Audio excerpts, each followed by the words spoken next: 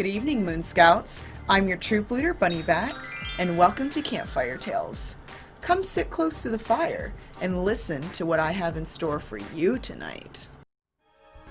A Haunting in Westbrook Manor, Part 3, by W.E. Jenkins. The drive had been long. Fog filled the air tonight. I stayed the steady path under tranquil moonlight. My tires hugged the curves as I progressed on my way. My friend rode with me, we met earlier today. With our destination close, yes, we were closing in. My good friend turned to look at me, and I looked back at him. I returned my focus to the road ahead of me. We knew what we were in for, but we simply had to see. We reached our destination. We parked near the rusted gate. We climbed over the wall, then we had to concentrate. We both pulled out a flashlight to eliminate the dark. The driveway was a mile long, and we had to embark. I carried my revolver, and he had a shotgun. He kept the gun strapped to his back in case we had to run. My gun was holstered on my thigh, my blade sheathed at my waist. We felt we were prepared for whatever we would face. We walked down the driveway to the sounds out in the woods. The nocturnal side of nature can sometimes not be good.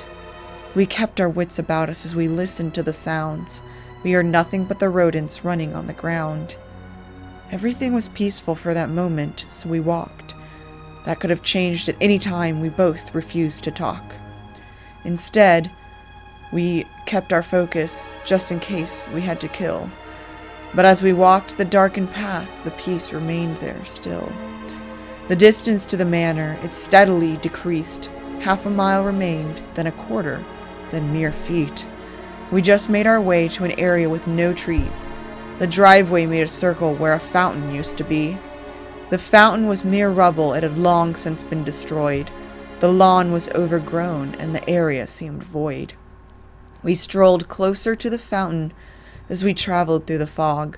The density of clouds made the darkness thick like smog. Finally, we saw it. The flashlights helped us to see through. The light from the moon brought the manor into view. The fog somehow lifted. The air was cold and clear.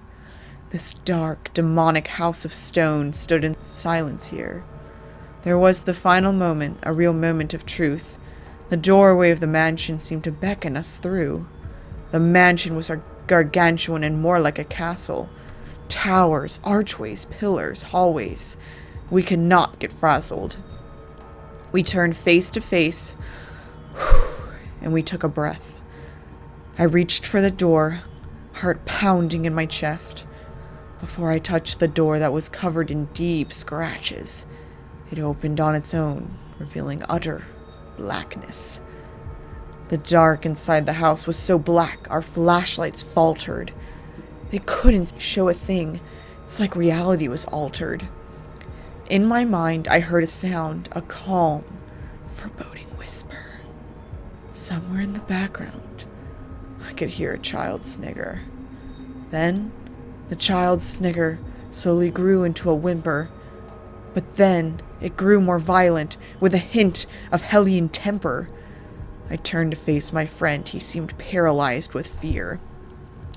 I couldn't dare to ponder on the sounds that he could hear. We both gained composure, then we slowly stepped inside. We crossed over the threshold. There would be no place to hide. In one hand was my flashlight, in the other hand my gun. Since we couldn't hide, we decided not to run. We faced our fate with courage as we both held our breath. We agreed we could not cower to this voice of evil death. The door led us both into a massive main hall. The darkness made it hard to see the floor, ceiling, and walls. Our flashlights helped a small amount. They made a few things clear. Some spiral staircases and a golden chandelier. We walked as far as a distance as the darkness would allow. But then, we noticed movement of a darkened shape aroused. The presence came before us. There was no backing down. Suddenly, a little girl appeared from blackened shroud. Her skin as gray as stone, gashes on her nose and mouth. Her skin as gray as stone, her eyes glossed over and profusely bleeding out, her tattered, soiled dress stained with blood all around. We both felt a frigid fear, but we were not in doubt. Somewhat masked in darkness, the girl's words started to spout. With a grin and a voice of malice, she said, "Welcome to my house."